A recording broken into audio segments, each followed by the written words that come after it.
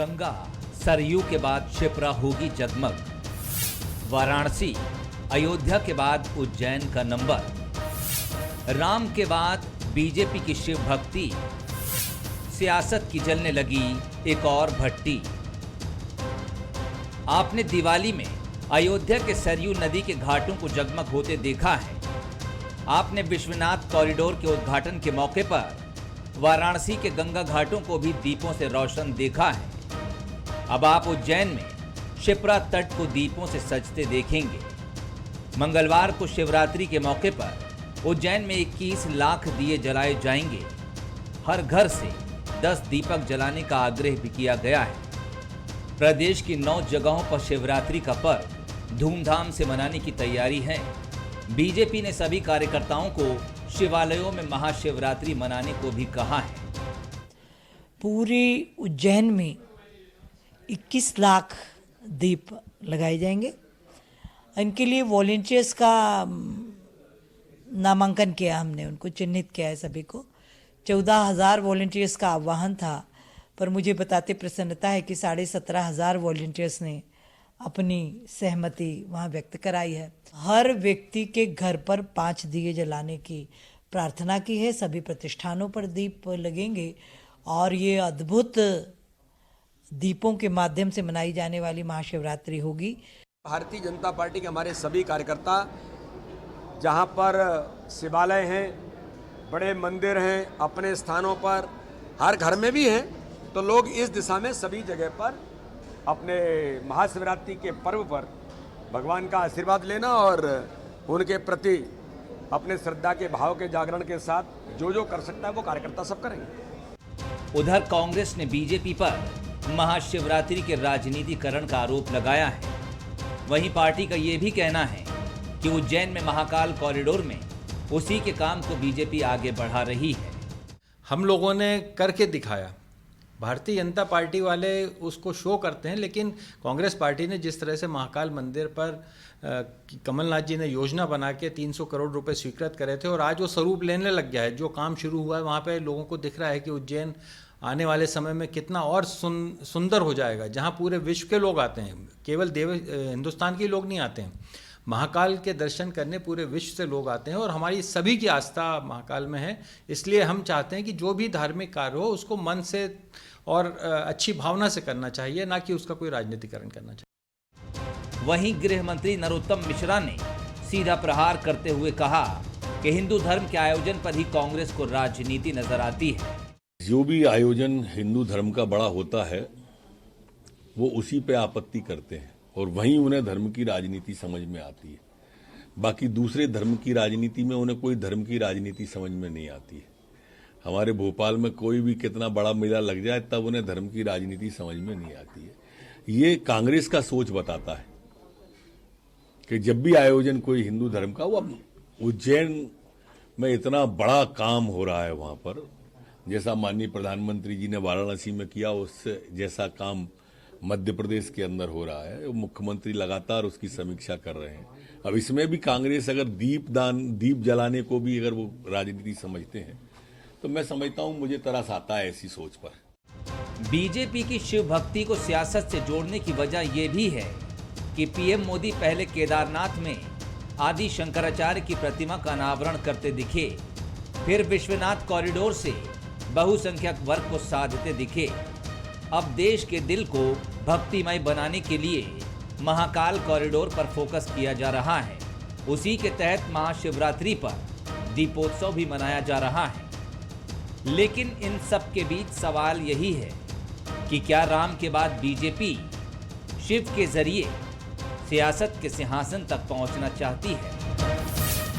नमस्कार, मैं हूं शरद द्विवेदी और हमारा आज का मुद्दा है बम बम सियासत। महाशिवरात्रि के पूर्व संध्या पर एक मसला जो चर्चा में है, वो मसला ये है, सियासत की एक बड़ी पेचीदगी और उलझन ये भी है कि यहाँ काम करने का उद्देश्य चाहे कितना पवित्र हो और कई बार सियासत से जुड़ा हुआ भी हो, बात सवालों के घेरे में किसी न किसी रूप में आ ही जाती है।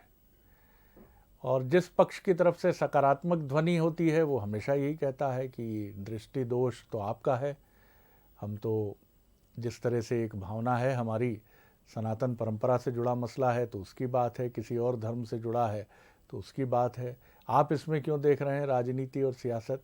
और जो उसके आलोचनात्मक पक्ष को देखते हैं वो कहते हैं साहब ये तो ऐसा है, हमने तो ऐसा किया नहीं, हमारी तो कभी मंशा रही नहीं, हम तो कभी इसको लेकर आगे बढ़े नहीं। ये तमाम मसले उठकर आगे चले आते हैं। इसलिए सियासत की जो राहें हैं ये बड़ी पेचीदा भी हैं और काजल की कोठरी भी है कि कई बार आप सोचते भी होंगे कि अगर आपका मंतव्य बहुत अच्छा है, एक तो सियासत में आपका मंतव्य ही प्रश्नांकित हो जाता है, यानी आपका ऑब्जेक्टिव ही, आप जो काम कर रहे हैं उसी को लेकर हर आदमी समालोचनात्मक देखता है कि साहब सियासत में तो वोट ही होगा, जो भी होगा वो सब वोट ही होगा, वोट के अलावा कुछ नहीं होगा। तो इसलिए ये सवाल उठने लगता है और इस सवाल से जुड़े कई सवाल इतने बड़े होने लगते हैं कि वो मुश्किल भी पैदा करते हैं। अब प्रश्न ये है कि महाशिवरात्रि के दिन दीपदान और लाखों की संख्या में दीपदान, तो सवाल ये है जो इसको समीक्षात्मक या आलोचनात्मक दायरे में देखते हैं कि पहले क्यों नहीं हुआ, अब क्यों कर रहे हैं आप इसको लेकर। अभी शिव कॉरिडोर वाराणसी में बना है, एक पूरा बाबा विश्वनाथ का कॉरिडोर बना है, मध्य प्रदेश में भी तैयारी है। कांग्रेस का कहना है कि उनके समय ये 300 करोड़ की स्वीकृति हुई थी और बात ठीक भी है तथ्यात्मक रूप से।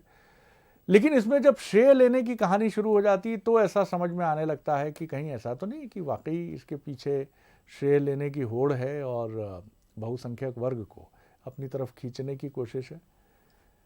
कई बड़े सवाल हैं और शिवरात्रि के इस पर्व के ठीक पहले इस मसले के साथ हम आपके बीच हैं और जो पैनल हमारा है उससे मुलाकात कर लीजिए। सबसे पहले हमारे साथ हैं भोपाल स्टूडियो में वरिष्ठ पत्रकार राजनीतिक विश्लेषक दिनेश गुप्ता जी, बहुत स्वागत करता हूं दिनेश जी आपका। हमारे साथ हैं डॉक्टर हितेश वाजपेयी, भारतीय जनता पार्टी के वरिष्ठ नेता, नागरिक आपूर्ति निगम के पूर्व चेयरपर्सन, का जन्मदिवस भी है, उनको बहुत शुभकामनाएं आज। धन्यवाद। स्वागत है डॉक्टर वाजपेयी। हमारे साथ हैं चौधरी राकेश सिंह चतुर्वेदी जी, जो सीनियर कांग्रेस लीडर हैं, पूर्व मंत्री हैं और एक बड़ी हैसियत के राजनेता हमेशा से रहे हैं, उनका भी मैं बहुत स्वागत करता हूं। दिनेश जी, बम बम सियासत, हम भी जब इस शब्द का प्रयोग करते हैं तो कई बार मन करता है कि थोड़ा ठिठकें, हर चीज़ में सियासत, हर बात में सियासत, हर चीज़ में राजनीति और हर चीज़ को बड़ी आसानी से जोड़ भी देना कि ये राम से जुड़ता है, ये भगवान शिव से जुड़ता है, अब बीजेपी को एक और मुद्दे की ज़रूरत है। आप किस तरह देखते हैं, ये भी एक एंगल क्या इसमें शामिल है या इसके परे भी आप कुछ देखते हैं? जी, राजनीति में बमचिक ना हो तो फिर बम बम भी नहीं होंगे क्योंकि ये जो है हम पिछले कुछ दिनों से देख रहे हैं कि विकास और धर्म में धर्म बहुत महत्वपूर्ण होता जा रहा है। जिस तरह के चुनाव पिछले कुछ सालों में होते, हर चुनाव के पहले, उत्तर प्रदेश चुनाव के पहले हम ये मान रहे थे कि राम मंदिर का जो निर्णय है वो बहुत 2022 के लिहाज से बहुत महत्वपूर्ण निर्णय होगा, लेकिन सियासत कहीं और जा रही है। उस मुद्दे पर चर्चा कम हो गई क्योंकि उसका निर्णय हो चुका है, तो नए मुद्दे की तलाश है। तो नया मुद्दा क्या काशी है या मथुरा है, ये भी लोगों के जहन में ये सवाल रहते हैं। लेकिन जब हम मध्य प्रदेश के संदर्भ में देखते हैं तो इस तरह के जो आयोजन है कई भी और भी धार्मिक स्थानों पर अलग अलग स्वरूप में होते रहे। और उज्जैन में तो हम देखते हैं संघर्ष हुआ था 2018 के विधानसभा चुनाव के पहले, उसमें भी बहुत व्यापक बड़े पैमाने पर तैयारी हुई थी और यही माना था कि ये एक राजनीतिक कोई लाभ के लिए है। धर्म में जरूरी नहीं है कि धर्म आपको हमेशा कोई राजनीतिक लाभ ही दे, क्योंकि धर्म से इतर भी जो बहुत सारी चीज़ें जब चुनाव में चुनावी राजनीति में आती हैं तो फिर जो है वहाँ के स्थानीय मुद्दे बहुत महत्वपूर्ण हो जाते हैं। तो मुझे लगता नहीं है, क्योंकि अभी चुनाव के लिए भी बहुत दूर है, तो इसलिए महाकाल के इस दीपदान को कोई राजनीतिक लाभ, कोई राजनीतिक दल लेना चाहेगा, ऐसी मंशा मुझे दिखाई नहीं देती उसमें। ठीक बात है। चौधरी राकेश सिंह चतुर्वेदी जी, मैं आपकी टिप्पणी लेकर फिर डॉक्टर हितेश वाजपेयी जी के मुकम्मल जवाब की तरफ आना चाहूँगा। आप भी क्या इसको एक बड़े फलक पर देखते हैं और क्या राजनीति में जिस तरह से कई बार वोट की राजनीति का एक मसला स्वाभाविक रूप से या अस्वाभाविक रूप से मौजूद हो ही जाता है, इसी वजह से कई बार बहुत अच्छे उद्देश्य से आरंभ किए गए कार्यों पर भी सवाल उठते हैं कि ये भी मसला है क्या, या आप इसमें बम बम सियासत ही देखते हैं? नहीं, मैं सियासत नहीं देखता हूँ। मैं सबसे पहले वाजपेयी साहब को उनके जन्मदिन की बधाई देता हूँ। आज माननीय दिग्विजय सिंह जी का भी जन्मदिन है। ये दोनों भाइयों का एक ही साथ है, दोनों को बधाई है। मैं बिल्कुल सियासत नहीं देखता हूँ। ये बड़े धर्म के पालने वाले लोग हैं और बढ़िया दीपदान करें, बढ़िया 21 लाख नहीं और ज्यादा दीपक जलवा हैं। दो विषय मेरे इसमें साथ साथ हैं। मैं सनातनी हूं, बार बार कहता हूं, आपने भी कहा है कि सनातन होना है। एक तो निर्णय ये कर लें कि अब कल का जो दिन है वो भगवान शंकर का दिन है। हर देवालय में, हर जगह आप दीपक जलाओगे, सब करोगे, लेकिन मैं तब तक आपको सनातनी और हिंदू और अपने धर्म से जोड़ना, तब तक मैं आपको नहीं जोड़ पाऊंगा जब तक आरएसएस के कार्यालयों में भगवान शिव की प्रतिमा की स्थापना नहीं होगी और वहां पे जल अभिषेक नहीं होगा। हम ये हमेशा कहते आए हैं कि आरएसएस हिंदू विरोधी है, सनातन विरोधी है, हमारी मूर्त पूजा की विरोधी है। अब सुनेंगे नहीं वाजपेयी साहब तो कैसे काम चलता है? ये नई चीज ले आया है आप। बिल्कुल ठोस चीज लेके आया कांग्रेस हूं। नहीं मानती है इसको। आप अगर कर सकते हो तो ये निर्णय कल करवा दो। यदि कांग्रेस कि नहीं भगवान मानती से- कि हिंदू विरोधी है आरएसएस, ये तो आप उल्टी चीज ले आए एकदम। मैं दिग्विजय कह रहा सिंह की हूं, मैं पूरी कह रहा उम्र इसमें खप गई साबित करने में कि ये कट्टर हिंदू है। इसलिए मैं आश्चर्य कर रहा हूँ। मैं कह रहा हूं कि बिल्कुल सनातनी परंपरा के खिलाफ है आरएसएस। तो फिर आप दिग्विजय सिंह जी के विरोधी हुए आज उनके जन्मदिन पर। अरे मैं आपसे कह रहा हूं, आप कल जाके शंकर जी की प्रतिमा लगवा के वहां पे कार्यालय पे अभिषेक कर दोगे। अब ये मैं दर्शक मान तय करेंगे जाऊंगा कि आप वास्तव साहब। में- लेकिन आज आपने जो वास्तव में बात आप कही है वो सनातनी कांग्रेस से हिंदू। इतर है। मेरी भी क्या? समझ में नहीं आई। चलिए आप अपनी बात लेकिन पूरी मेरी कर समझ लीजिए में- सर, आगे बढ़ते हैं, इससे आगे बढ़ते हैं। जी जी जी मेरा कहना यह है, जी अगर आपके विचार अच्छे हैं, अगर आपका आचरण अच्छा है, अगर आप वास्तव में धर्म को चाहते हैं, सनातनियों को चाहते हैं, तो फिर जहां जो कमी है, जो आपके पैतृक पितृ पुरुष है, आप वहां पे पहले करिए उनका। दूसरा, मध्य प्रदेश में आदमी बेरोजगार हो रहे हैं, बच्चे, शिक्षा की व्यवस्था नहीं है, इलाज की व्यवस्था नहीं है। अभी जुमे 6 महीने पहले लोगों ने अपने प्राण त्यागे ऑक्सीजन के अभाव में। आप क्या दीपक जला के क्या बताना चाहते हो? क्या थाली बजवा के बताना चाहते हो? सिर्फ जनता का ध्यान आप घुमाना चाहते हो, उसको विस्मित करना चाहते हो कि ज्वलंत मुद्दों की तरफ से ध्यान भटक जाए। दीपक जलाने में आपका कुछ लगेगा नहीं, इतने दिए बनेंगे, इतना तेल लगेगा, बढ़िया है। मतलब शिवराज सिंह महाशिवरात्रि जब ना से- मनाई जावे। अरे शिवरात्रि जोर शोर से मनाई जाएगी, और अगर हिम्मत है आरएसएस की तो अपने कार्यालय में मना के बताएं। सर सोनिया और जी के अगर तो घर में हिम्मत नहीं होगी है ना। तो जी, सोनिया जी कल जलाभिषेक तो करेंगी ना। अरे वो तो हमेशा करती है। आप इंदिरा जी को भूल लेकिन गए? मैं आप शंकर दोनों जी की को रुद्राक्ष की दोनों माला से डाल के निवेदन सब- कर लूं कि भगवान शिव, जिनका नाम ही है भोले, सनातन परंपरा को मानने वाले, उन्होंने ऐसी कोई शर्त नहीं रखी है बिल्कुल। कि सोनिया जी जलाभिषेक करें या संघ कार्यालय में जो है शिवलिंग की स्थापना के बाद आप उनको जिस भी स्वरूप में स्मरण कर लें। और मुझे लगता है दुनिया के बिल्कुल सभी धर्म और रिलीजन के जो अधिष्ठाता हैं, उनकी दृष्टि और सोच इसी हर तरह की कंकर है। में शंकर है, वो देश है साहब ये। जी मैं बिल्कुल बेशक मानता हूं, और जी। हम तो सनातनी परंपरा के अनुयायी हैं। हम तो भगवान शंकर को एक ही ऐसे देवता हैं जो ना कभी मतलब हमेशा जब भी दुनिया कोई शेष बचा है तो सिर्फ शंकर बचे, इसलिए हम लोग उनको अनादि देव कहते हैं। और उनके शिवरात्रि के दिन आप दीपक जलाएं, अच्छी बात है, लेकिन उनके जो बच्चे हैं, मध्य प्रदेश की जो जनता है, जो बेरोजगार लोग हैं, आप उनके भविष्य के लिए क्या कर रहे हो मेरे भाई शिवराज सिंह? आप कितने बिल्कुल, हम रोजगार जवाब दे लेते पा हैं रहे हो? डॉक्टर हितेश वाजपेयी जी से। आदमी का ध्यान क्यों भ्रमित करना चाह रहे हो मध्य प्रदेश के चलिए, लोगों बोल का? चुके हैं आप किसानों जी। का बाजरा खरीद नहीं पा रहे हो, और खरीदा जी। तो वापस कर दिया। चलिए डॉक्टर हितेश वाजपेयी, चौधरी साहब ने जो मूल बातें रखी हैं कि दीपदान अवश्य हो, बहुत अच्छी बात है, लेकिन उसके साथ मध्य प्रदेश के जो विषय वो देख रहे हैं कांग्रेस मुख्य विपक्षी दल के नाते, और जनता से जुड़े जो विषय देख रहे हैं, उनका कहना है कि संकल्प भी हो उसके साथ कि इनकी प्रतिपूर्ति यथाशीघ्र सरकार की तरफ से होगी। बिल्कुल सही, मैं आपकी बात से सहमत हूँ। और बहुत साधारण सा अंतर है, बहुत विद्वान है, पता नहीं आज क्या हो गया। देखिए, भौतिक चीज़ों का कभी भी तुलना नैतिक चीज़ों से नहीं हो सकती। तो सड़क अपनी जगह है, महाशिवरात्रि का आयोजन अपनी जगह है, दोनों कमतर नहीं है कुछ भी दोनों में। लेकिन साहब आप बोलो नहीं साहब महाशिवरात्रि नहीं करिए, सड़क बनाइए, तो या हम सड़क पे महाशिवरात्रि मनाएंगे, दूसरी भी चीज आप गलत इस्तेमाल करो। मैं ये नहीं कह रहा हूं महाशिवरात्रि नहीं मनाइए सर, आपने बार बार नहीं, आपने ऐसा नहीं कहा चौधरी जोड़ा। साहब, आपने ऐसा नहीं कहा, ऐसा नहीं कहा आपने, ना मनाए जी। चलिए डॉक्टर वाजपेयी। तो ये ऐसा नहीं होता। मेरा बहुत साधारण सा मत है। देखिए शायद जी, सबसे पहले बंसल न्यूज़ के सभी दर्शकों को हम सबकी चर्चा छोड़कर महाशिवरात्रि की बहुत बहुत शुभकामनाएं। खूब अच्छे से बनाइए। और आपका एक बहुत अच्छा कार्यक्रम भी वेदोक्त आता है शरद जी, उसी में से कुछ पंक्तियां मैं रख देता हूं कि ये सृष्टि जो है साहब, ये दो हिस्सों में बटी हुई है। एक और हम वो मान लें, वो लोग हैं जो धर्म, नीति और सत्य की स्थापना के लिए सुबह से शाम तक या तो व्यवसाय करते हैं, कर्म करते हैं, राजनीति करते हैं, पत्रकारिता करते हैं। धर्म, नीति और सत्य के लिए करते हैं, कहीं ना कहीं इसकी स्थापना हो समाज में, सात्विक लोग होते हैं। और एक वो लोग होते हैं, और कहने में कोई गुरेज नहीं है कि विपक्ष में जैसी कांग्रेस का हाल है कि वो हमेशा अधर्म, अनीति और असत्य की ओर ही भागते हैं। उसके लिए ही सुबह से शाम तक वक्तव्य जारी करेंगे, राजनीति करेंगे, व्यवसाय करेंगे, भटक जाते हैं वो।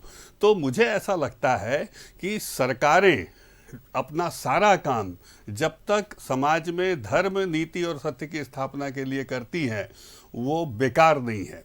और इसीलिए सत्ता को भी उसके ऊपर धर्मदंड की स्थापना की, इसलिए नहीं की कि सत्ता धर्म के लोगों को सड़कें बनानी है। उनको ये कहा जाता है कि सत्ता समाज की सेवा के लिए सिखाता धर्म है कि आपको लोगों की सेवा करनी, प्यासे को पानी पिलाना, भूखे को आपको भोजन कराना है। तो ये शिक्षा ही धर्म मतलब ड्यूटीज़, कि भाई आपको जन्म मनुष्य का मिला तो क्यों करना। तो इसलिए मुझे नहीं लगता है कि इसमें कोई बहुत अलग अलग बात है, नंबर एक। नंबर दो, बहुत जल्दी से मैं आपको बताऊंगा शरद जी।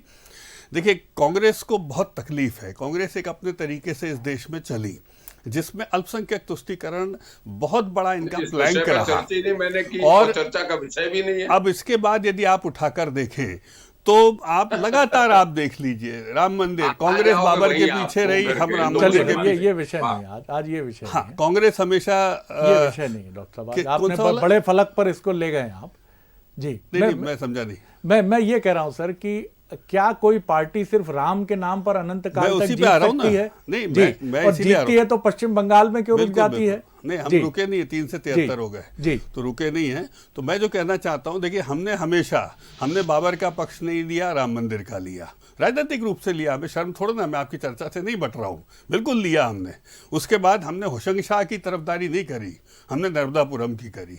तो हमने लिया, बिल्कुल हम आपके लिए सहमत है। ये फैसला किसी मठ में नहीं होना है, ये सत्ताओं द्वारा ही होना है। हमने काशी का फैसला लिया। उज्जैन का यदि ये कार्यक्रम होने जा रहा है, महाकालेश्वर एकमात्र सिद्धपीठ है 12 ज्योतिर्लिंगों में शरद जी, जहां आज रात से पूजा पाठ शुरू हो जाएगा, बहुत महत्वपूर्ण है। तो हम इसको गर्व से करना चाहते हैं। कांग्रेस को शर्म आती है, आती रहे। सर, आप इसको गर्व से करिए, चिंता से करिए, चिंतन से करिए, लेकिन क्षमा कीजिएगा, इस पर मुहर जनता लगाती है। लगाइए ना, हमने तो ये कहा नहीं। इस पर मुहर जनता लगाती है कि आप जैसा सोच रहे हैं। आप नाराज मत होइए। नहीं, मैं आज आपकी बात को ही रख रहा हूं सामने। अरे मेरी बात तो सुनिए, मैं आपकी बात समझ गया ना कि आपकी बात, हाँ, आप कुछ भी सोचिए, कांग्रेस कुछ भी सोचिए। महाराज सुन तो लीजिए जी, सुन तो लीजिए सर। देखिए, आपने चर्चा में बुलाया तो हम कर रहे, नहीं तो हम सब उज्जैन निकल गए, चाहे वहां पे महाशिवरात्रि मनाने जनता के साथ। हमने कहा इसको कोई विषय मतलब मैं सोच रहा हूं कि यार, मैं ही नहीं समझा पा रहा हूं कि आप कोई फैसला करते आप जरूर हैं, लेकिन उस पर अनुमोदन जनता का होता है। बिल्कुल, नो डाउट। आप जब एक दूसरे की आलोचना करते हैं तो कई बार मैं भी समझना चाहता हूं कि ये पार्टियों की विचारधारा पर अगर जनता की मुहर लगी है, तो ये सवाल जनता के पास क्यों नहीं जाना चाहिए? जाता है, और तभी तो जनता ने फैसला देती है, और जनता ने फैसला दिया। आज एक दर्जन से अधिक राज्यों में सरकार है। अब मेरी बात शायद आप तक में ठीक तरीके से आपकी बात पूरी पहुंच रही है। बस मैं इतना कहना चाहता हूं कि हाँ, हम ये करते हैं, जनता के बीच रखते हैं और हमें मत मिलते हैं। बिल्कुल ठीक बात है कि आखिर एक पार्टी क्या किसी एक ही मुद्दे पर जीत सकती है? क्या एक पार्टी का जो जनता के प्रति दायित्व है, क्या वो उस दायित्व को विस्मृत करके जीत सकती है? क्या पक्ष विपक्ष की बहसें कई बार इतनी तीखी और धारदार हो जाती हैं कि इनके बीच में जनता का मंतव्य भी शायद छिपने लगता है। दिनेश जी, मैंने जैसा कहा कि आप जो है, मुद्दा आपका कुछ भी हो सकता है। सत्ता का मुद्दा जो है एक अलग तरह का मुद्दा हो सकता है कि वो कौन सा जो है मुद्दा तैयार करना चाहती है, और विपक्ष का काम है कि वो जनता के साथ खड़ी हो और उसकी आवाज़ बने देगी।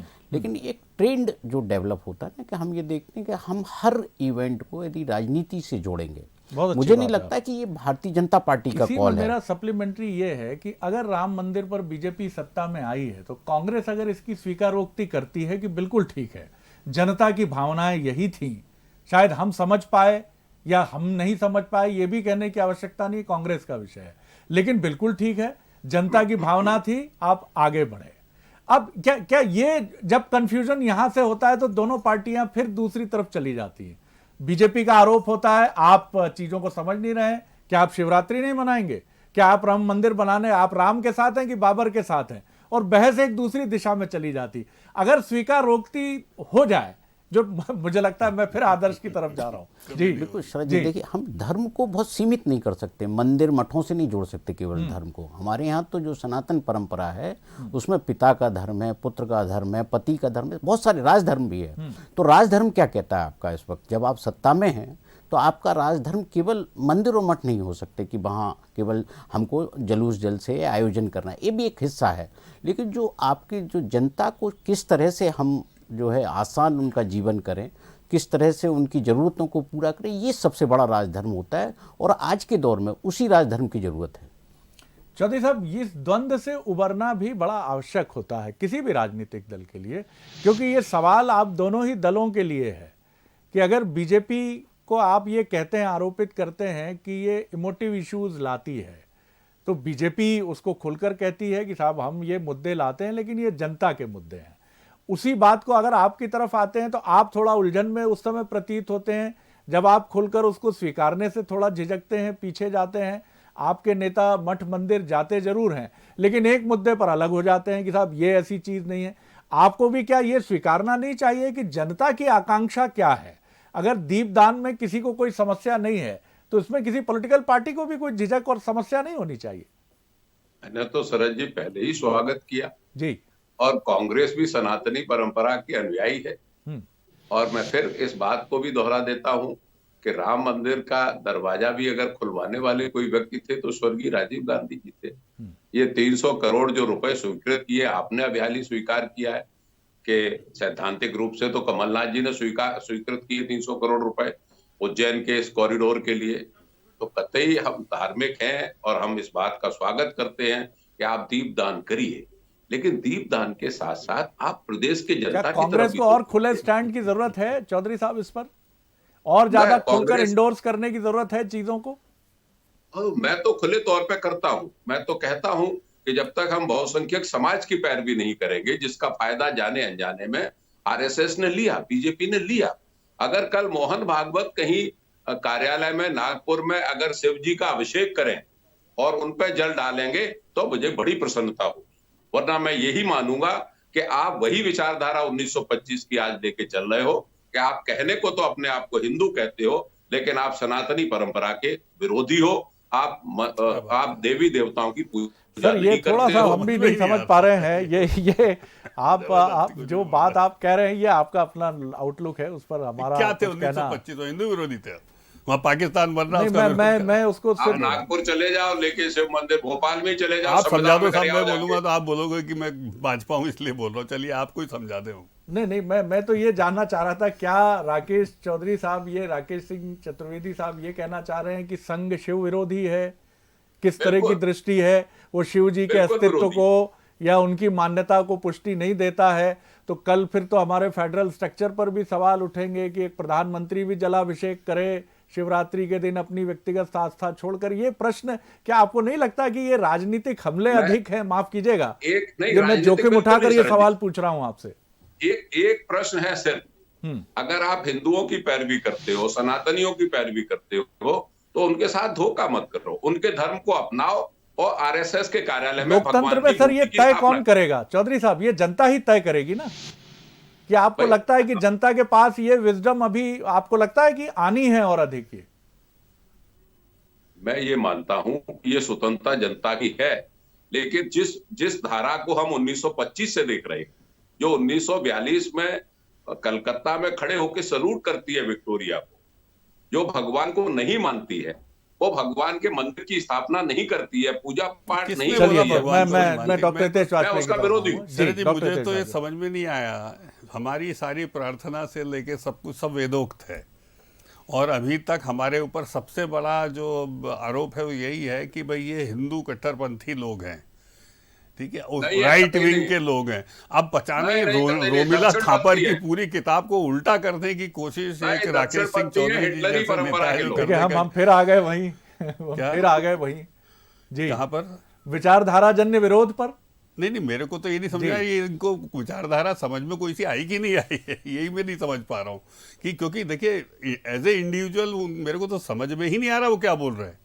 भाई संघ की आप दर्शकों से चलिए, उनके ऊपर छोड़ दीजिए शरद जी, क्या किसी को पता नहीं कि राष्ट्रीय स्वयंसेवक संघ क्या है? क्या किसी को जानकारी नहीं है क्या इस बात की? ये तो नई चीज कुछ भी लेकर आ गए क्योंकि उनको महाशिवरात्रि का विरोध करना है, आयोजन का कल के जो होने जा रहा है, तो इसके लिए हिंदू विरोधी भाई क्या क्या मतलब आप एक डिबेट के लिए अपने वक्तव्यों को झूठ पर आधारित करते का विरोध नहीं किया उन्होंने, संघ की दृष्टि पर सवाल खड़े करने की कोशिश की है। तो क्यों आप उस तरफ खड़े टेबल के? भाई आप सोचिए महाशिवरात्रि के विरोध करने के लिए कैसे आप बोगी ऑफ स्टेटमेंट्स लेकर आ रहे हैं कि हम शिव विरोध हैं, संघ विरोध, कैसी बातें कर रहे हैं शरद जी? कौन स्वीकार करेगा? चलिए आप तो बोल लीजिए, आपका श्रीमुख है साहब, आप कुछ भी बोलते, आप बोलिए हितेश वाजपेयी काला आदमी है, लेकिन भाई उसकी स्वीकार्यता तो होनी चाहिए ना। तो मेरे लिए आश्चर्य का विषय है आज के आपके जो वक्तव्य हैं, इसलिए मैं क्या चर्चा करूं, मैं हतप्रद हूं आपके इन वक्तव्यों को सुनकर। मैं ये कहना दिनेश जी की तरफ लौटता हूं। दिनेश जी देखिए, जब ऐसे मुद्दों पर हम बात करते हैं तो फिर हम एक बिंदु पर आकर हम ऐसी जगह आकर खड़े हो जाते हैं जहां सबसे पहले गायब होने वाली चीज होती है रैशनैलिटी, एक तार्किक बोध, और एक कहीं ना कहीं एक ऐसे इस ढंग से आकर बात करना कि हाँ बीजेपी अगर ये करती रही है तो ये उसका अधिकार है, जनता के बीच में लोकतंत्र में सब जाते हैं, लेकिन ये करने के पीछे जिस तरह के प्रश्न कई बार दोनों दलों के बीच में खड़े हो जाते हैं वो बड़े जटिलता। बहुत कंक्लूजन चाहूँगा आपसे। बहुत बिल्कुल शरद जी, जो जिस तरह के सवालात होते हैं वो होते हैं, लेकिन जनता का जो फैसला होता है वो बहुत सोच समझ के, वो केवल एक दीपदान के कार्यक्रम से उसको जब चुनाव के वक्त जो मुद्दे होंगे वो उसको याद नहीं रखेगी कि दीपदान कौन करता है, कौन अल्पसंख्यक विरोधी है, कौन बहुसंख्यक का समर्थक है। उसके अपने मुद्दे होते हैं और जो काम है, देखिए जहां हम किसी भी धार्मिक आयोजन का यदि विरोध करते हैं तो फिर वो मुद्दा बन जाता है, क्योंकि ना आप अल्पसंख्यक के कार्यक्रम का विरोध करिए ना बहुसंख्यक के करिए, क्योंकि विरोध की आवश्यकता क्यों है? क्योंकि सबके अपनी अपनी पूजा पद्धति है और सब अपने तरीके से उसका जो है निर्वाह करते हैं, तो ये विरोध का विषय नहीं है। और सबसे महत्वपूर्ण बात यह है कि विरोध के सकारात्मक तरीके भी हैं और चौधरी राकेश सिंह चतुर्वेदी इसको बहुत बेहतर समझते हैं और उनसे बेहतर कोई समझ नहीं सकता है। और उन बेहतर तरीकों में मैं धृष्टता कर रहा हूं कि एक तरीका शायद ये भी हो सकता था कि सैकड़ों की संख्या में कांग्रेस के कार्यकर्ता कल वहां पहुंचते शिप्रा तट पर और कहते कि एक दिया शिवजी को प्रणाम करते हुए और एक दिया मध्य प्रदेश और प्रज्ञावान बने। मध्य प्रदेश में अभी हम ये कमियां हम देखते हैं, हम कांग्रेसी देखते हैं, तो हम ये भी संकल्प करते हैं कि मध्य प्रदेश की सरकार इस तरफ उन्मुख होगी, ओरिएंटेशन उसका बढ़ेगा और वो इस तरफ ध्यान देगी और एक विपक्षी दल के नाते भगवान शिव हमें सामर्थ्यवान करें कि हम आगे बढ़ें अपनी शक्ति के साथ। लेकिन ये करते तो हम मीडिया के लोग फिर कहने लगते कि ये बह गए धारा में, ये भी धर्म की धारा में बह गए, अब चौधरी साहब माफी चाहूंगा, आगे नहीं बढ़ाऊंगा। ये राह ही बड़ी कठिन है। मैं सिर्फ ये कह रहा हूँ कि पूरे कांग्रेसी शिव जी का वो करेंगे और लेकिन अपने घर पे करेंगे, मंदिरों में करेंगे। उज्जैन जाने की बीजेपी के कार्यक्रम में कोई आवश्यकता नहीं। बहुत शुक्रिया चौधरी साहब, बहुत शुक्रिया डॉक्टर हितेश वाजपेयी, बहुत धन्यवाद दिनेश जी। बने रहिए बंसल न्यूज पर। आगे देखिए आज का मुद्दा सीधे छत्तीसगढ़ से।